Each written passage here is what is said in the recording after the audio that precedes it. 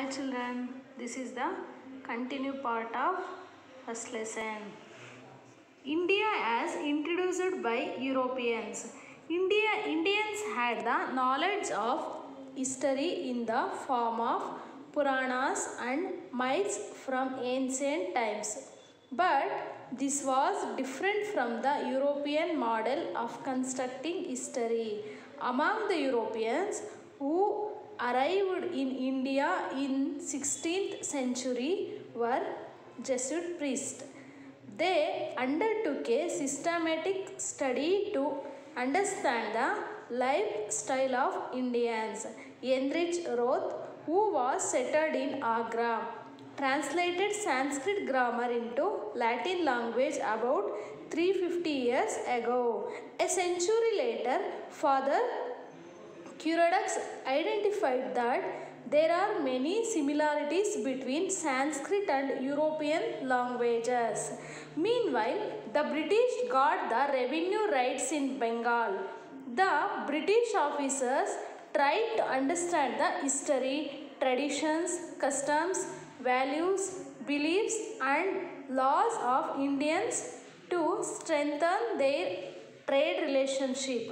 Some administrators were attracted towards Indian literature and culture.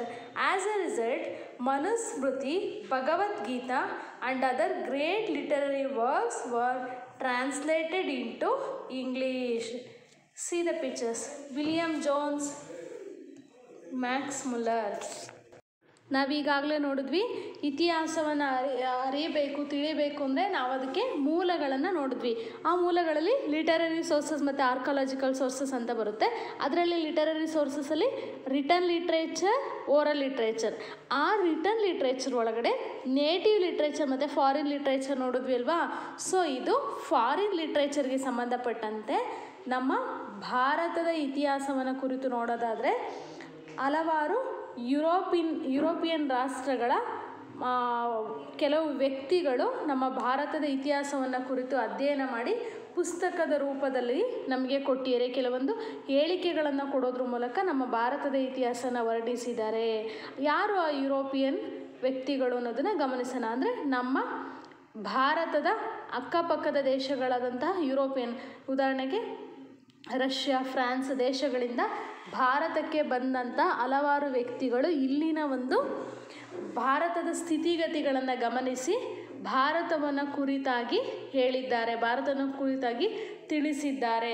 ಅದನ್ನು ನಾವಿಲ್ಲಿ ಗಮನಿಸೋಣ. Indians had the knowledge of history in the form of Puranas and myths from ancient times.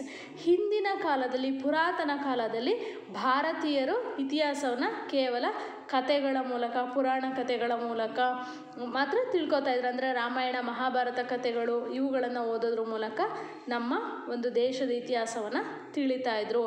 ಆದರೆ ಈ ಯುರೋಪಿಯನ್ನರು ಕೊಟ್ಟಂಥ ಇತಿಹಾಸ ನಮಗೆ ವಿಶೇಷವಾಗಿದೆ. But this was different from the European model of constructing history. ಅಂದರೆ ಇವರು ನಮಗೆ ಬೇರೆಯದೇ ಆದಂಥ ರೂಪದಲ್ಲಿ ನಮ್ಮ ಭಾರತೀಯ ಇತಿಹಾಸದ ಮಹತ್ವವನ್ನು, ಭಾರತದ ಮಹತ್ವವನ್ನು ನಮಗೆ ಬೇರೆಯಾದ ರೂಪದಲ್ಲಿ ಕಟ್ಟಿಕೊಟ್ಟಿದ್ದಾರೆ.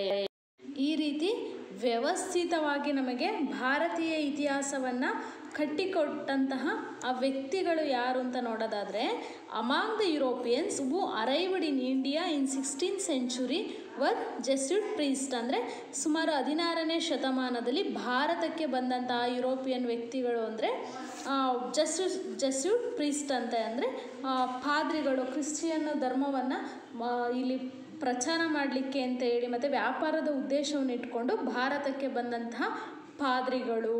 The undertook a systematic study to understand the life style of Indians. ಇವರು ಮೊಟ್ಟ ಮೊದಲಿಗೆ ಭಾರತದ ಬಗ್ಗೆ ತಿಳಿಬೇಕು ಅಂತ ಹೇಳಿ ಇವರು ಹೊರಟಾಗ ಇಲ್ಲಿನ ಒಂದು ಭಾರತೀಯರ ಒಂದು ಜೀವನ ಶೈಲಿಯನ್ನು ಕುರಿತು ವ್ಯವಸ್ಥಿತವಾಗಿ ಅಧ್ಯಯನ ಮಾಡಲಿಕ್ಕೆ ಶುರು ಮಾಡಿದ್ರು. They undertook a systematic study of understand the life style of Indians. ಭಾರತೀಯರ ಒಂದು ಜೀವನ ಶೈಲಿಯ ಬಗ್ಗೆ ಅಧ್ಯಯನ ಮಾಡಲಿಕ್ಕೆ ಶುರು ಮಾಡಿದ್ರು. ಹೆನ್ರಿಚ್ ರೋತ್ ಅಂತಕ್ಕಂಥವ್ರು ಮೊಟ್ಟ ಮೊದಲಿಗೆ ಬಂದು who was settled in Agra. It is in ಡೆಲ್ಲಿನಲ್ಲಿರ್ತಕ್ಕಂಥ ದೆಹಲಿಯ ಬಳಿ ಇರ್ತಕ್ಕಂಥ ಆಗ್ರಾದಲ್ಲಿ ಬಂದು ಇವನು ಸೆಟಲ್ ಆಗ್ತಾನೆ. Translated Sanskrit grammar into Latin language about 350 years ago, ಸುಮಾರು 350 ವರ್ಷಗಳ ಹಿಂದೆಯೇ ಇವನು ಸಂಸ್ಕೃತದ ಒಂದು ವ್ಯಾಕರಣವನ್ನು ಲ್ಯಾಟಿನ್ ಭಾಷೆಗೆ ಟ್ರಾನ್ಸ್ಲೇಟ್ ಮಾಡ್ತಾನೆ, ಅಂದರೆ ತರ್ಜುಮೆಗೊಳಿಸ್ತಾನೆ. ಲ್ಯಾಟಿನ್ ಭಾಷೆನಲ್ಲಿ ಅದನ್ನು ಸಂಸ್ಕೃತದಲ್ಲಿದ್ದಂತಹ ವ್ಯಾಕರಣವನ್ನು ಲ್ಯಾಟಿನ್ ಭಾಷೆನಲ್ಲಿ ಬರೀತಾನೆ, ಟ್ರಾನ್ಸ್ಲೇಟ್ ಮಾಡ್ತಾನೆ. ಎ ಸೆಂಚುರಿ ಲೇಟರ್, ಅದಾದ ನಂತರ ಅಂದರೆ ಸುಮಾರು 1 ಶತಮಾನಗಳ ನಂತರ, father Coeurdoux identified that there are many similarities between Sanskrit and European languages. ಅದಾದ ನಂತರ ಬಂದಂಥ ಸುಮಾರು ಎನ್ರಿಚ್ ರೋತನ ನಂತರ, ಅವನ ನಂತರ ಒಂದು ಶತಕದ ನಂತರ ಬಂದಂತಹ ಫಾದರ್